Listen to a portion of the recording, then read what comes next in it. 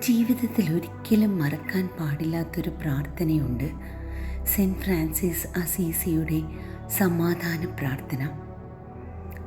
കർത്താവേ, എന്നെ നിൻ്റെ സമാധാനത്തിൻ്റെ ഉപകരണമാക്കണമേ. വിദ്വേഷമുള്ളിടത്ത് സ്നേഹവും, വൈരാഗ്യമുള്ളിടത്ത് ക്ഷമയും, സംശയമുള്ളിടത്ത് വിശ്വാസവും, നിരാശയുള്ളിടത്ത് പ്രത്യാശയും, ഇരുട്ടുള്ളിടത്ത് പ്രകാശവും, ദുഃഖമുള്ളിടത്ത് സന്തോഷവും നൽകാൻ എന്നെ ഉപയോഗിക്കണമേ. ആശ്വസിപ്പിക്കപ്പെടുന്നതിനേക്കാൾ ആശ്വസിപ്പിക്കാനും, മനസ്സിലാക്കപ്പെടുന്നതിനേക്കാൾ മനസ്സിലാക്കാനും, സ്നേഹിക്കപ്പെടുന്നതിനേക്കാൾ സ്നേഹിക്കാനും ഞാൻ ആഗ്രഹിക്കട്ടെ.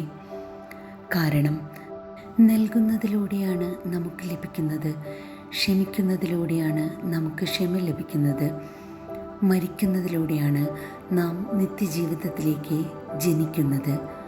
ആമേൻ. സഹോദരങ്ങളെ, ഈ പ്രാർത്ഥന വെറും വാക്കുകളല്ല, ജീവിക്കേണ്ട ഒരു മാർഗമാണ് നമുക്ക് കാണിച്ചു തരുന്നത്. നമ്മുടെ വീടുകളിൽ, ജോലിസ്ഥലങ്ങളിൽ, സമൂഹത്തിൽ നാം ഒരു സമാധാനത്തിൻ്റെ വിത്ത് വിതയ്ക്കുമ്പോൾ ദൈവം അതിനെ സമൃദ്ധമായി അനുഗ്രഹങ്ങളാക്കി മാറ്റും. നമുക്കെല്ലാവർക്കും ദൈവത്തിൻ്റെ സമാധാനത്തിൻ്റെ ഉപകരണങ്ങളായി ജീവിക്കാം. ആമേൻ.